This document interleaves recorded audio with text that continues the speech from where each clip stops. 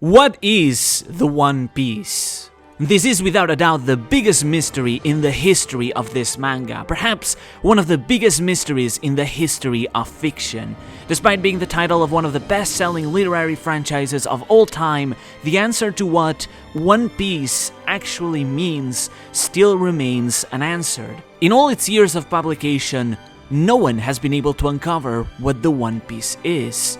But I would actually argue the complete opposite, because I believe that I know what the One Piece is, but at the same time, I also believe that you know what the One Piece is, that we all know what it is. I believe that every single person who has ever read One Piece, even if they've only read a single chapter, already know what the treasure is. Because ever since chapter 1, the very beginning of the series, Oda hid the treasure right under our noses, despite no one noticing in all these years of publication. Across the entirety of One Piece, across some of the most iconic and memorable scenes in the series, Oda has shown it time and time again, and yet without the proper context, you would have never guessed what it really is. So by the end of this, not only will I prove to you what I believe is the true identity of the One Piece treasure, show you how it's been hidden in plain sight across some of the most iconic and memorable scenes in the whole series, and how it ties with some of the most fundamental narrative themes of One Piece, but also how Eiichiro Oda has managed to hide the greatest mystery in the history of manga without a single person noticing, right under our very eyes. This is the biggest and grandest One Piece theory ever created, one that took over 5 years to create, my magnum opus. This is the conclusion of the true history, the ultimate theory about the identity of the One Piece.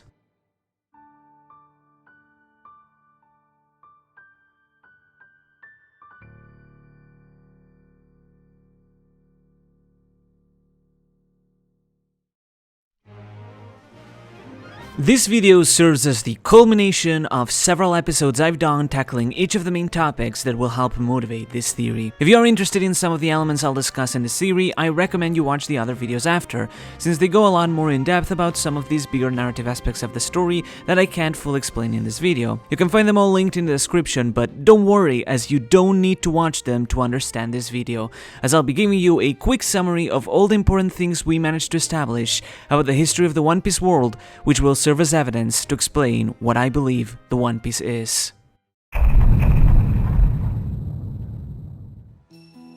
So our entire search revolves around this treasure known as One Piece. And as Roger indicated, this treasure was left behind by an individual called Joy Boy.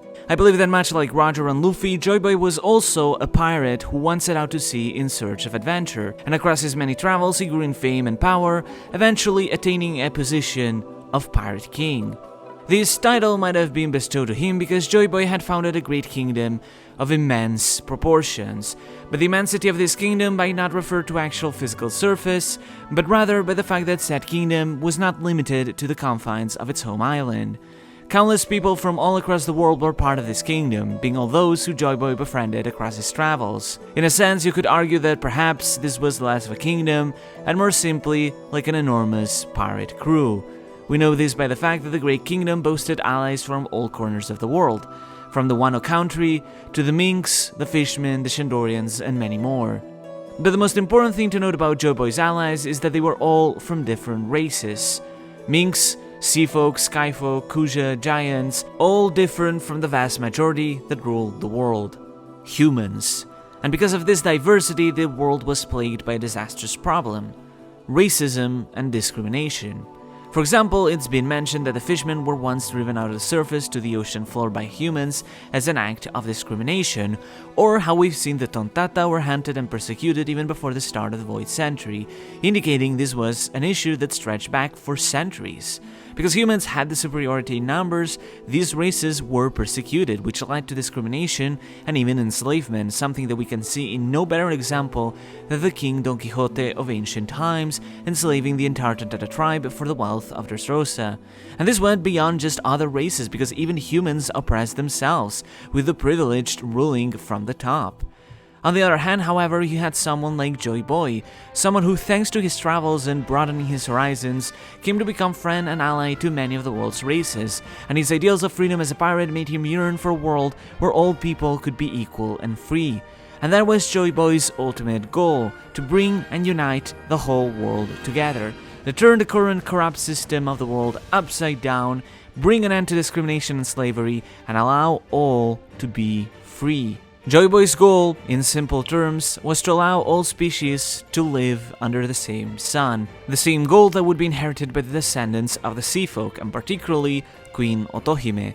The sun symbolizes the union of all races being able to live together, as well as joy, happiness, and laughter, and so Joy Boy made the sun his symbol.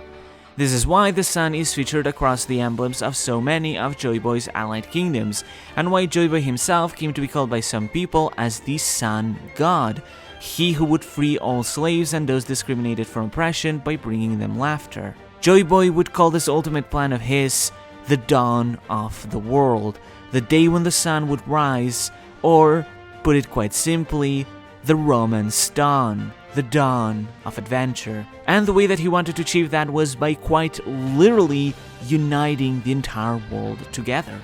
He wanted to destroy the Red Line and the Grand Line to fuse all the seas together into the All Blue, a sea that had been lost to time and became nothing more than a legend ever since the world became divided.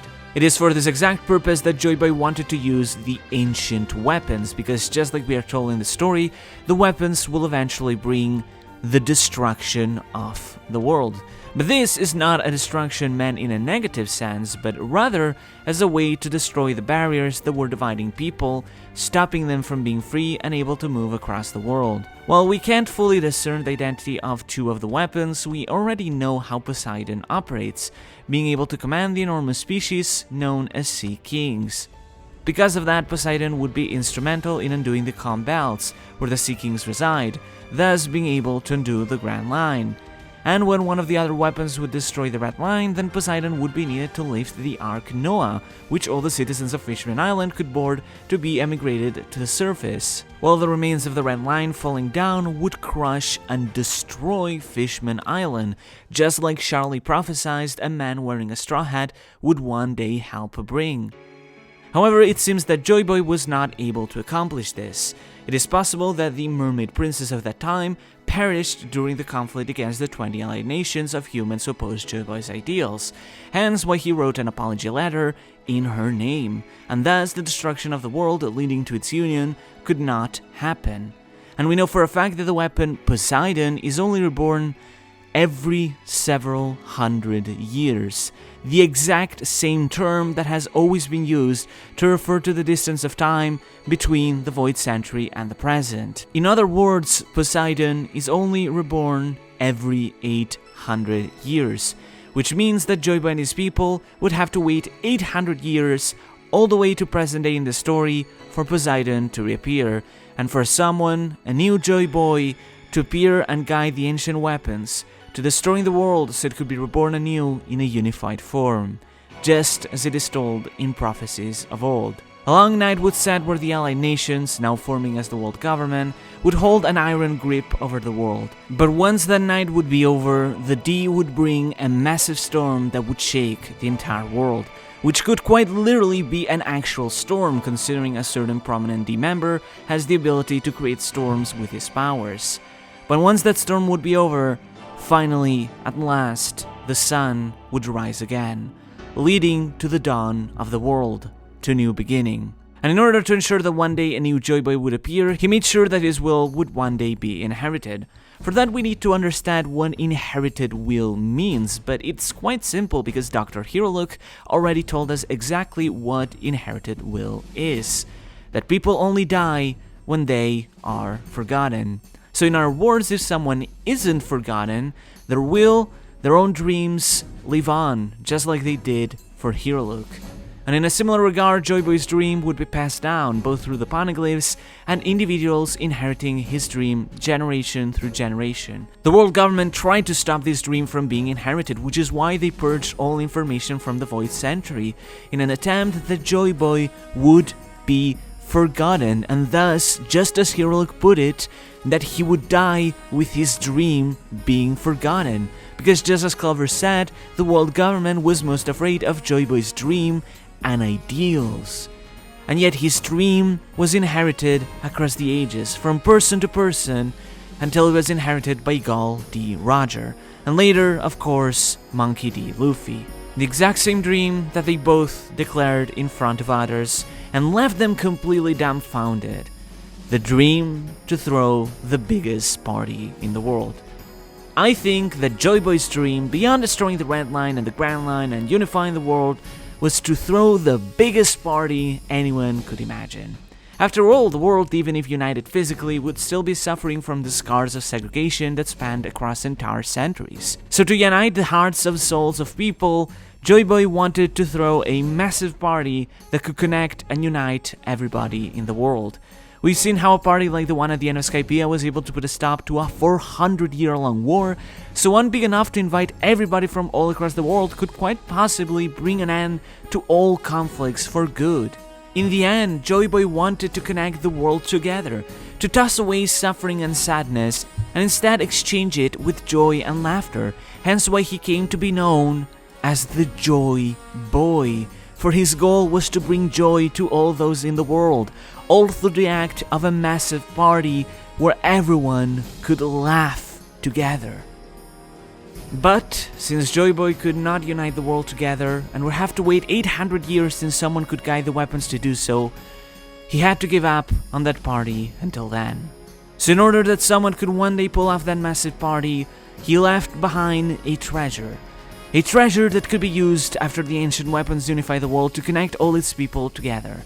A treasure that could quite literally connect the world as one piece. But what treasure could be so special to bring everyone together and make such a massive party a reality? That's exactly what we're here to find out. We could speculate and try to guess what it is, but instead I suggest that we bring together the remaining puzzle pieces to finally solve this eternal riddle once and for all. Oda may not have left that many clues to the identity of the treasure, but the few he left behind will be enough for us to connect all dots together. Let us see exactly what these clues are all about. Our first clue lies at the very beginning of the series, on the very first page in fact, being the final words that Roger uttered. "My treasure, if you want it, it can be yours. I left everything in this world at that place." These might not seem important at first, but the more you think about it, the more you start to realize how everything in this world is actually far more than just a fake statement. But there is another very important scene later in the series that uses this exact same term to tell us what everything in the world really means. Because it's during one of the most important scenes in the series where the meaning of these words becomes a lot clearer, when Roger laughed. As Oden indicated in his journal, "On that day, we reached the final island. We learned everything in this world." This would indicate that everything in the world refers in a sense to the truth of the world, because it encompasses everything one would like to know about everything there is in the world. At first glance, this would suggest that One Piece is actually knowledge, all the details of the true history one would desire to know. However, it's important to know that it's never necessarily been implied that everything in this world refers to the treasure itself. Roger simply stated that he left everything in this world at that place, on the final island, not that that was the treasure itself. That means that the final island possesses knowledge of everything in this world, but that in itself may or may not necessarily be the actual physical treasure, just something extra that is included there as Oden described it. However, as we'll soon see, this will prove to be a key clue to understanding the true nature of this treasure. So if you're new to this channel, then first, welcome. please consider subscribing. But second, something we usually do in this channel is break down the Japanese version of One Piece and help explain a lot of linguistic details that often get lost in translation. And so, it's fitting that our second clue is a fact that Western fans are often unaware of. One Piece is technically not the full name of the treasure. You see, in written Japanese, there's something known as the phonetic reading and the kanji reading. Without going too much into complicated grammar, to put it as simply as possible, in manga it's possible to write certain terms with two different readings, which allows certain words to have a double meaning. And believe it or not, the word One Piece is the same, as in many instances, while the word One Piece is written with that phonetic reading, the English words One Piece, it is also written with a kanji reading. Hitotsunagi no Daihihou. Hitotsunagi no Daihihou! So, to break it down, Daihihou means great hidden treasure. What really matters to us is Hitotsunagi, because traditionally in Japanese, Hitotsunagi means something that is in a single piece. So the kanji reading would become the great hidden treasure in one piece. Relatively straightforward, right? Or so it would first seem.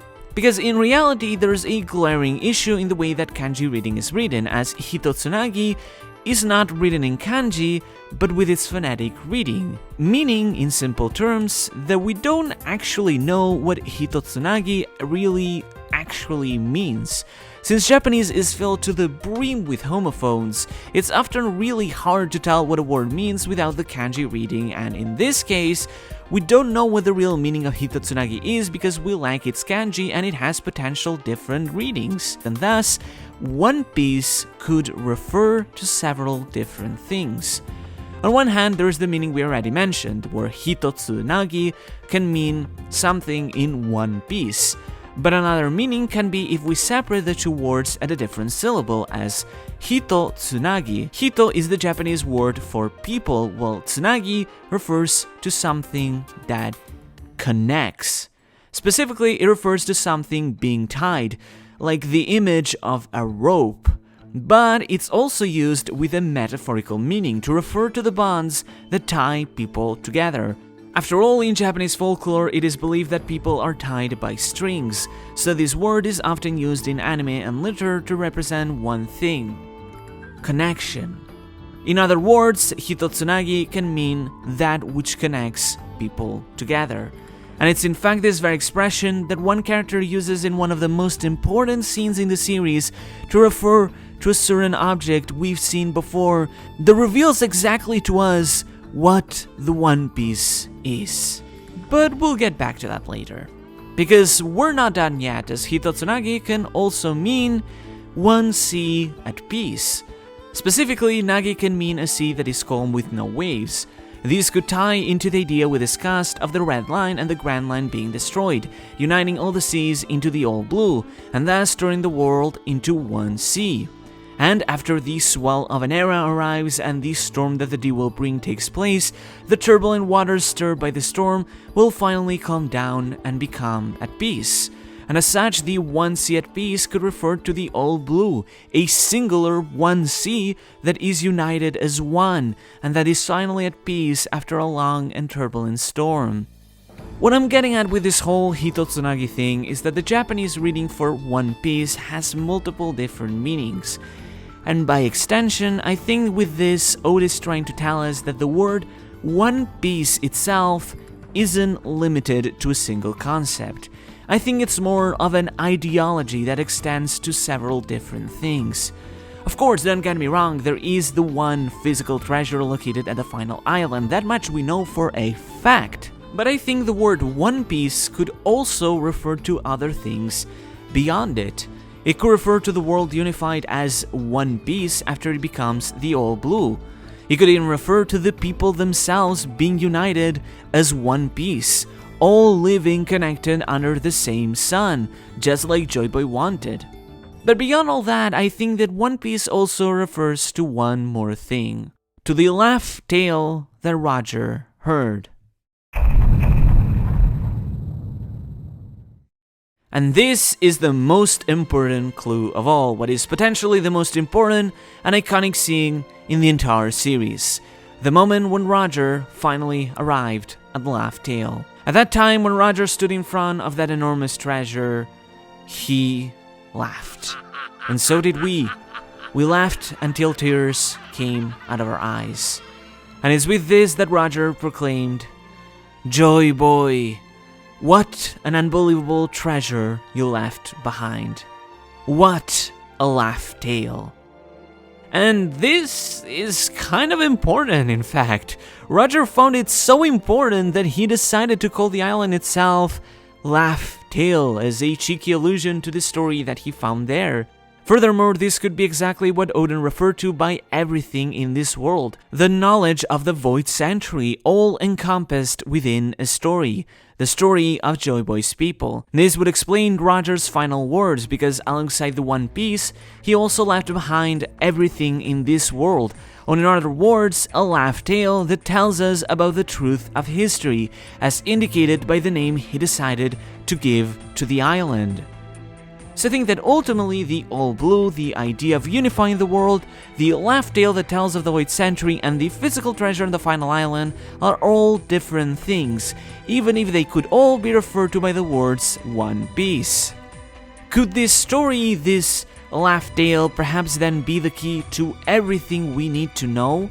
If we only had access to this story, then not only would it reveal everything that happened during the Void Century and give us answers to some of the biggest mysteries of the series, but it could outright even reveal what the One Piece itself is. If only Oda didn't hide it from us and we would be able to read it like Roger did, then we could finally find the answer to this mystery. This story would be our final key to solving the mystery of the One Piece. But unfortunately, we don't have access to this story, leaving this mystery forever unsolved. Or do we? Because I would argue the complete opposite. I think that Oda has hid this story right under our noses somewhere in the manga, allowing us to actually access it, be able to read it, and discover all the secrets of the Void Century. But that only leaves the question, where did he hide it? How could he hide it? What is the laugh tale that Roger listened to? As we come to the climax of our journey, before I reveal to you the most fundamental clue in this puzzle, I'd like to share a personal story. The story of how I came to find the One Piece myself. You see, there's something that I had always wanted to achieve for many years of my life. As someone with a long history of serious health issues, this is a dream that kept falling out of my reach. But finally, in 2019, I was finally able to achieve it. The dream to go to Japan. I went to live in Japan for 3 months in what I can only describe as one of the most incredible experiences of my life. But what matters to us is not that, but the fact that by sheer coincidence, or who knows, perhaps fate, my visit there just happened to line up with the release of a One Piece movie. But not just any One Piece movie, but One Piece Stampede, perhaps the most important film ever created for this series. For the first time in a One Piece film, Stampede was crammed to the brim with references and teases to the endgame of the story. And at the center of all that was the reveal that the final island we all thought was called Raftel was in fact Laugh Tale. A whole 5 months before it was revealed in the actual manga, meaning that moviegoers who had the chance to watch this movie on release day, like me, were the first in the world to ever discover this unbelievable plot twist.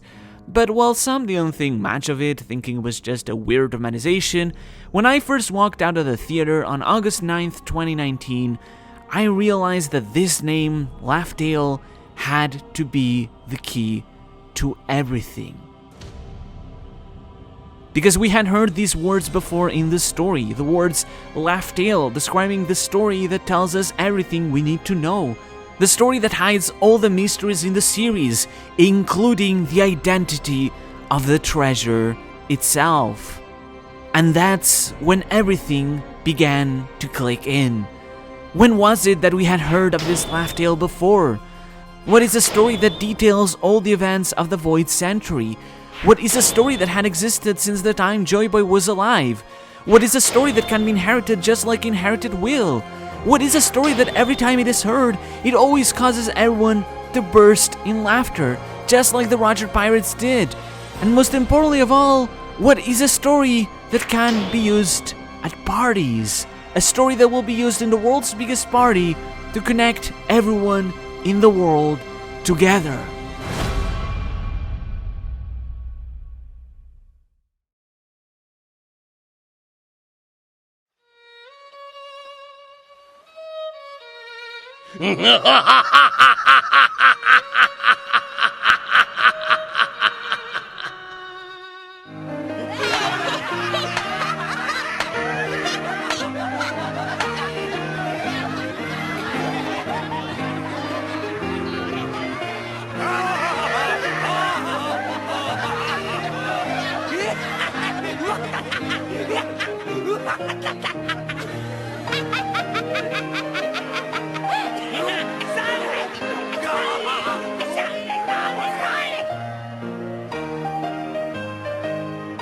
おいブルック、この曲俺知ってんぞ。チャンクスたちが歌ってた。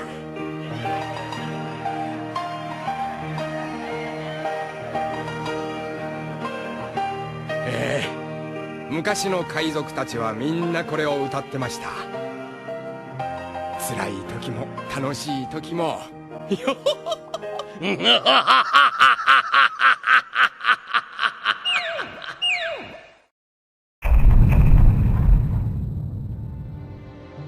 The laugh tale that Roger heard is, of course, none other than Binks' sake. The story of a joyous boy named Binks, and the story of his great kingdom. A story that every time it is sung, it always results in everyone laughing together. A story that is sung at parties to help connect people together.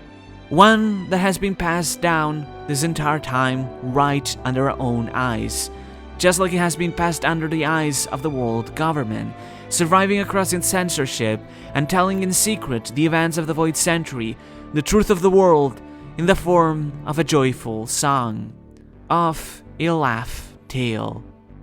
This is a song that we even saw played across the entirety of chapter 967, right before the Roger Pirates arrived at Laugh Tale. In that chapter, we see them sing part of the song, but for some reason the final verses are missing. Is that perhaps because they are not missing but are simply being played over the final scene as the Roger Pirates laughed? After all, even the anime played the song again right before memories kicked in. After all, the Japanese word for laugh tale, warai banashi, strictly refers to a story that has been passed down orally, not in the form of writing, so it makes sense that this tale exists in the form of a song. Not to mention, don't Crocus and Odin arm in arm look like they are dancing and singing, just like we've seen others dance in the exact same pose when Binks' sake has been played? What else could the Roger Pirates have been doing in this scene but listening or singing to Binks' sake? Brooke mentioned that this song was sung in ancient times by pirates of those ancient eras, which would indicate that the song existed ever since the Void Century. Luffy even stated that Shanks and his crew often sang that song, and we even get to see a shot of them singing it in chapter 1, which could indicate that the song did in fact appear from the very first chapter of the manga but was simply left off screen. This would indicate that this song is something that Oda planned for a very long time, something we can actually prove, since Oda stated that he had Kohei Tanaka, the composer of the One Piece anime, make the tune several years before Thriller Bark even happened, going as far back as the early 2000s, shortly after One Piece started serializing. And Oda even stated that this is a song he hoped would go down in history and one day be taught to future generations in schools across Japan. That's how important of a song it was to him. It's no doubt a song that is iconic to any One Piece fan, a song that I learned to memorize ever since I was a kid, even before I learned Japanese, one that many consider to be synonymous with the series. But it's not just this that points to the importance this song holds for the Void Century. Robin commented that this song was nostalgic to her. One might first assume she might have first heard it on a pirate crew while she was on the run, but you have to remember the word nostalgia, both in English and Japanese, refers strictly to fond memories. And the only even remotely fond memory Robin had were those at Ohara with the scholars, meaning that she must have heard that song from them, which undeniably links it with the research of the Void Century. Furthermore, we talked about how the Sea Kings mentioned that the whales would rejoice once Poseidon and Joy Boy would meet again, which would lead to the destruction of the Red Line, something that we've seen the whales attempting to do for so many years. This would suggest that the whales, which we've seen are far more intelligent than other animals, were, in a sense, allied with the wishes of the sea folk, as well as the people of the Great Kingdom. This would explain why when Brook played Binks' sake to the whales at the entrance of the New World, they smiled and saw the Straw Hats as allies, helping them head to the New World.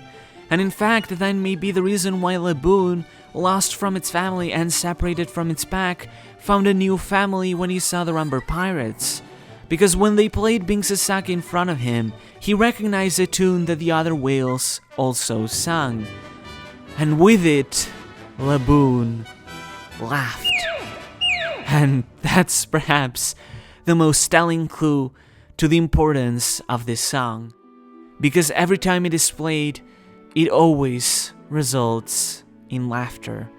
It's a song that causes people to laugh when it is heard, because it is quite literally a laugh tale, a story that induces laughter.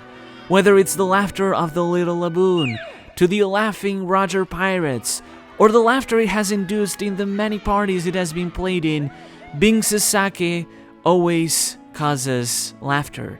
It's a story that, as Brook put it, is sung in times of sorrow, but also in times of joy. Because while it is a story that tells of a sad and harrowing event, of the eradication of Joy Boy's people and the long night that came after, beneath it all, it also has a spirit of hope, of a dawn that one day will come and bask the world in its light once more, bringing joy and laughter to all those that this song connects. That is why Joy Boy left behind this song, in order to help connect people together at parties so that the world would be united. Much like the Rumber Pirates, Joy Boy and his people likely passed away in tragic circumstances, and yet in their final moments they still sung, danced, smiled, and laughed, because they knew that even in such sorrow, their dreams would be inherited, and that was enough to bring them joy. It's this core idea of the dream of this massive party being inherited across the ages that is detailed in the story of Binks' sake. It's in the lyrics of this song that we are told the full history of the Great Kingdom, and more specifically, the story of the One Piece.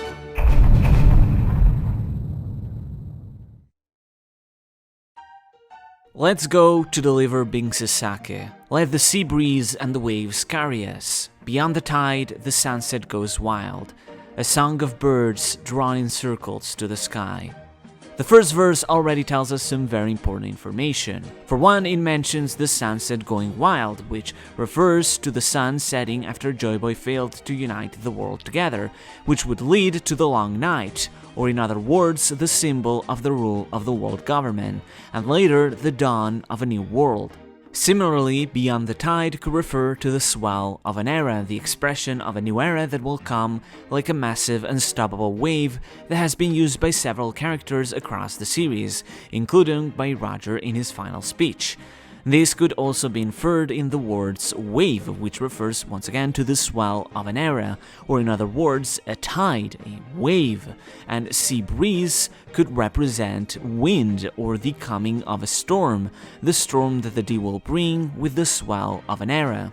Then there's also the line Wa Kakutori no Uta. This line is often translated as birds sing as they draw circles in the sky, but if translated more literally, it just means a song of birds drawn in circles to the sky.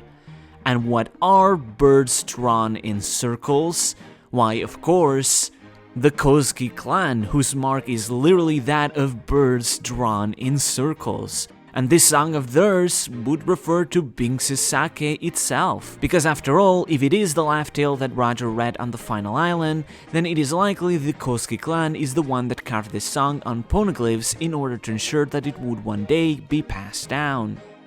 The next verse mentions, "Goodbye, port town, goodbye, my hometown.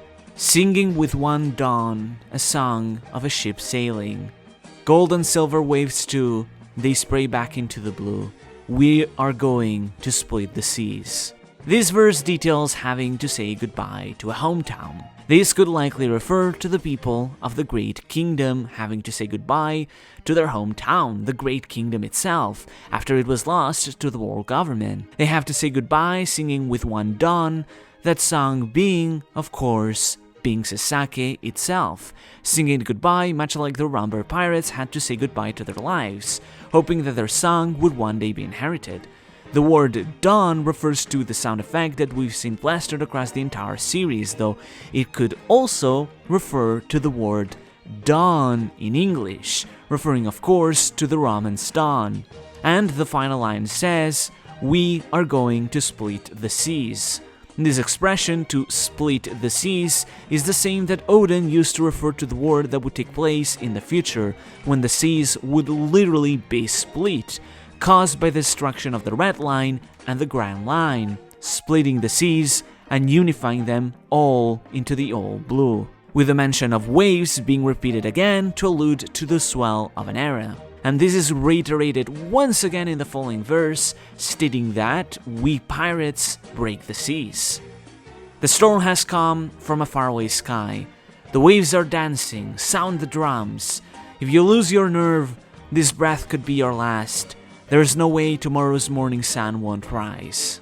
This verse directly mentions the all-important storm, the storm that the Dio will bring again, that will engulf the entire world, leading to the final conflict of the series. The waves are mentioned again, saying they will start dancing, stirred by the storm and the swell of an era, but at the same time the song says to sound the drums. At first, one might make the mistake to think that drums indicate the arrival of war, but much like we saw in Skypiea, drums can also herald the arrival of a party, the party that would come after the storm. After all, there's no way tomorrow's morning sun won't rise, as the dawn of the world will certainly come. Let's go to deliver Binks' sake. It'll happen one day, the evening dream. A shadow waving by that I will never meet again. But what are you brooding for? Tomorrow the night moon will still be there. This verse is about describing the concept of inherited will that we talked about in a previous episode. People only die when they are forgotten, but that means that as long as people's dreams are remembered, they will never die, and thus, people's dreams will never end. In this case, the evening dream, or in other words, the dream right before the sunset, the arrival of the night, the dream of Joy Boy's people of one day ushering in a new dawn, will happen one day. A shadow that we will never meet again waves us goodbye. The shadow representing those who we've lost, those who died and have remained behind, us unable to ever meet them again. However, what are you brooding for? What need is there to be sad? As tomorrow, or in other words, once a new morning comes and the dawn takes place, the night moon will still be there. As we mentioned before, the night moon is a term used in Toki's poem during her final words, one that in that context represented Odin himself, but it's a term that also refers to all those that have passed away. We saw Ace similarly being referred to as a night moon, as it represents those who have passed away before the dawn came. But as the song mentions, the night moon, or those who have died, will still be there once the tomorrow and the dawn come, because those people will live on as long as we remember them. As we've been told so many times across the series, the dawn will shine even in the world beyond, and its light will be delivered to even those who have left us behind. And this is once again reminded to us in the final verse. where not only is the one sea, the all blue, mentioned once again, but so is the idea that no matter who you are, we all end up as bones. Because in the end, we all die. But that is fine, because as long as we are remembered, even if we end up as bones, we will always live on. And finally, the song closes off with the iconic words that Roger used to describe the story he listened to on that final island. Let's go to deliver Binks' sake. Let's sing with one dawn a song of a sea. It doesn't matter who you are, we all end up as bones. A never-ending, ever-wandering laugh tale. Binks' sake is this laugh tale. It says it in the lyrics directly. It's a laugh tale that tells us everything in the world, what happened to Joy Boy's people, and what his hopes were for what would happen in the future when someone would find the One Piece. If we decode them and summarize them, the song's lyrics tell us the full story. Let's go to deliver Binks' sake. The sun is setting and our kingdom is coming to an end, but this song will be preserved by the Kosuke clan. We must say goodbye to our hometown. However, one day we are going to split the seas by destroying the Red Line and the Grand Line. The storm of the day will come, as will the swell of an era. But there's no way the dawn won't come and the sun won't rise. Our dream before the sunset will happen one day. Those who have left us behind wave us goodbye. But why be sad, because those who have died will still be there tomorrow when the sun rises. Let's sing about one dawn, a song of the all blue. Because even if we die, we'll all live on as long as our dreams are remembered. Just like this never-ending, ever-wandering laugh tale. Yo-ho-ho-ho, yo-ho-ho-ho, yo-ho-ho-ho, yo-ho-ho-ho. Yo-ho-ho-ho-ho-ho. The song concludes with a loud and joyful laughter. The chorus of the song is literally laughter. Yo-ho-ho-ho, the laughter that is always so commonly associated with pirates. Because this is a laugh tale that always brings laugh and makes people laugh as they sing it. It details the story of the Great Kingdom, its eventual fate, but also the survival of its people by living through being remembered. This tale reveals us all the mysteries in this story. But if so, one question remains. Does it also reveal what the One Piece is? Of course it does. In fact, it states it time and time again through the entire song, to the point that it couldn't be more obvious once you realize it. If you've been paying attention, you might have realized yourself already all this time, since the very start. The One Piece, which has been there right under our own eyes ever since Chapter 1 and across the entire series, has its identity revealed in this laugh tale. It's something that has connected Luffy since the very beginning all the way up until the end. The one thing capable of connecting everyone together as one. Something which will finally connect and unify the entire world in the world's biggest party as One Piece. Just like it forged Luffy's very first connection. お前ら知ってるか？杯を交わすと兄弟になれるんだ。兄弟？本当かよ！俺たちの絆は兄弟としてつなぐ。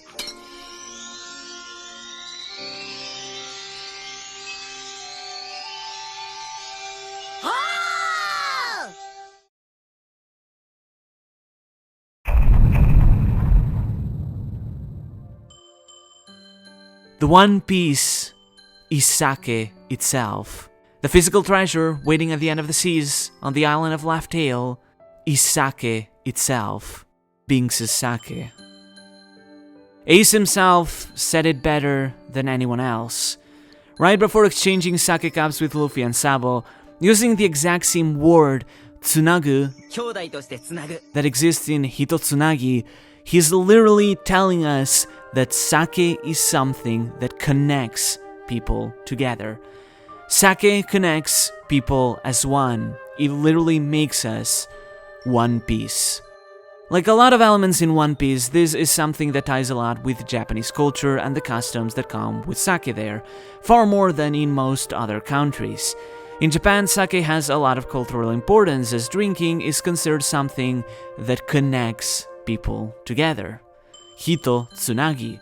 It's a moment when the strict social boundaries of Japanese society can be thrown away and people can celebrate together as equals, and as such it is considered very common to go out drinking with others to have a good time. And of course, what is it that happens when you drink a lot? Well, you start laughing. Sake is something that brings people together and allows them to party hand in hand, resulting in a lot of joy and laughter, just like we have seen in the series time and time again. Furthermore, in Japan, it is custom to offer sake to the deceased, which ties with the idea that the One Piece is something that will reach even those who have passed away and were not able to be present there to witness it. So even if they have died, the One Piece and the dawn of the world will still be delivered to them even in the world beyond, something the lyrics of Binks Sake makes very clear. But I don't need to tell you the importance of sake in Japanese culture because even the manga itself does a great job at already explaining its importance in canon. Just like in Japan, the exchange of sake cups is meant to be a sign of brotherhood, of family. It's a ritual that allows those who are not tied by blood to become like family. We saw this with Luffy, Ace, and Sabo becoming brothers, as well as Luffy exchanging sake every time a new crew member joined his crew to form a bond of friendship with them, a bond stronger than blood, stronger than anything else, that will ensure that they remain friends forever, a bond of nakama. And thus, at the final island at the ends of the seas, lies one piece of sake that will allow Luffy to connect with so many more than just his crew, but with people from all over the world. Luffy will finally be able to make the biggest party in the world a reality and bring everybody together to live under the same sun. Roger was too early because the ancient weapons had not been reborn yet, and so the Red Line and the Grand Line could not be destroyed to unify the world into the All Blue. Because of that, the people of the world still remained segregated, the world government still held its iron grip over the world, and thus it would be impossible to bring people from all over the world to throw the world's biggest party. But once that is achieved, once a new Joy Boy appears to guide the ancient weapons, just like Otohime foretold, then finally the original Joy Boy's treasure, the sake he brewed while waiting for Luffy, will finally be put to use to connect the entire world together in one massive party. In the end, One Piece is a story about pirates, so what better treasure is there for pirates than a bottle of booze, just like all the pirate stories of old? In that regard, there really is no more fitting treasure to bring the series to such a climactic culmination than sake. But One Piece being sake is something that is far more fitting beyond even everything we've mentioned so far. Because just like I stated, the One Piece has been hidden under our eyes this entire time, ever since the very beginning, ever since chapter 1. In the very first chapter of the series, right after the beginning, most of the chapter took place inside a bar literally called Parties, may I remind you, where we saw the red-haired pirates partying and exchanging sake. Something that inspired Luffy enough to awaken in him the dream to throw the biggest party in the world. The exact same dream that Roger had mentioned so many years prior. But even more important than that is the scene that followed after. The one that set up the entire conflict and the core theme for the starting chapter of this series. The party of the pirates was suddenly interrupted by a band of bandits. And what is it that Shanks did in that occasion? He offered Higuma a bottle of sake. In chapter 1, since the very start of the series, we saw Shanks offering the equivalent of the One Piece to Higuma as a way to offer a bond of friendship. Higuma, however, rejected the bottle of sake, smashing it in Shanks' face because he refuses to exchange sake. He wants all the sake for himself. But in face of that, what did Shanks do? He laughed. Because Shanks knows how foolish it is to want to monopolize something like that. Sake should be shared. It should be used to help connect people together, to laugh together. Ever since the very start, Oda established this fundamental theme about the identity of the One Piece. And it's this core theme that ties together, that connects together the entire series. But it doesn't stop just there, because across the entire series, across some of the most iconic and memorable scenes of the story, we see sake right under our eyes again and again. After Luffy witnessed the incident with Shanks and then proclaimed his dream in front of Ace and Sabo, what did Ace do? He exchanged sake between the three of them to connect them in a bond of brotherhood, laying the first step to Luffy's dream, one that would one day be accomplished by exchanging sake with people from all over the world. Then, in chapter 100, when the Straw Hats entered the Grand Line, they declared their vows to reach their dreams. And where did they do it? Over a barrel of sake, a scene that is also later paralleled in the anime. At Drum Island, when Hero Luke bid his farewell and explained to us just what exactly inherited will is, that people die when they are forgotten, what is it that he did with his final action? He drank a cup of sake. And Kureha also drank from a bottle of sake as a sign that she would inherit his will. When Bellamy mocked Luffy at Jaya, saying that the One Piece doesn't exist, he stated that fools never notice the real treasure around them, surrounded by so many bottles of sake. And as Luffy and the others left the bar, Blackbeard laughed in the face of Bellamy, claiming that dreams are real, that dreams never end, and that the One Piece does in fact exist, as he slammed down to the ground a bottle of sake, symbolizing the existence of the One Piece.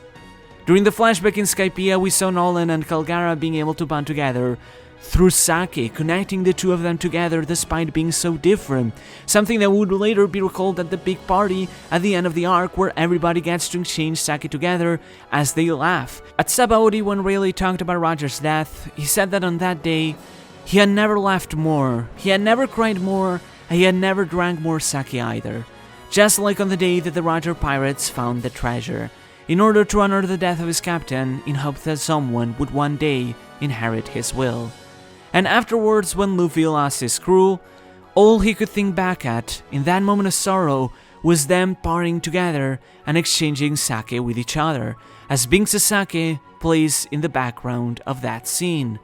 Then, when Whitebeard declared his final words right before that moment, he thought back at a time when he and Roger exchanged sake together, only to then proclaim that the One Piece does in fact exist.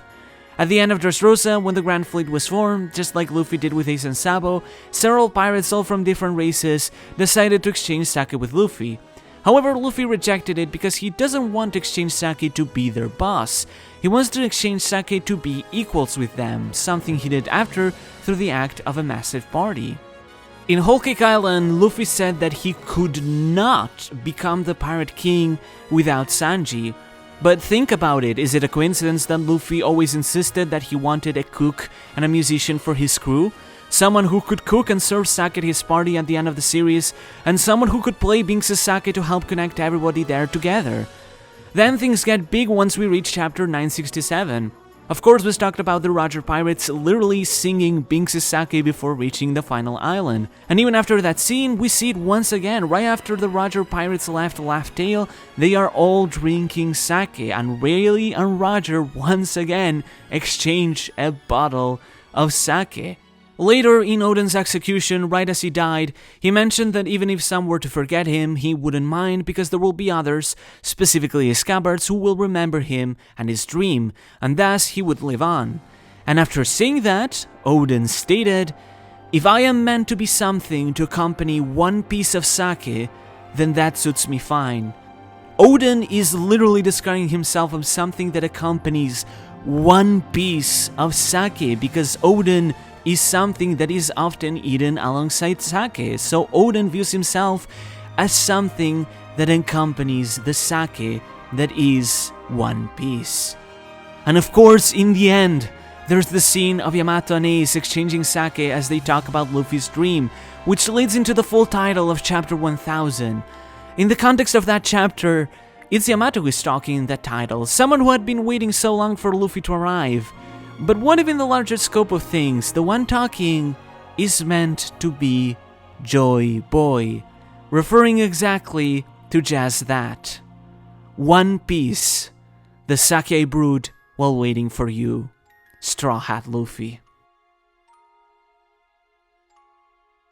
These are but a few examples I can put of how the One Piece has been hidden right under our eyes the whole time, but if you go back, you'll notice so many instances of how important sake is to the series and how it ties with the themes of laughter, partying, and connection.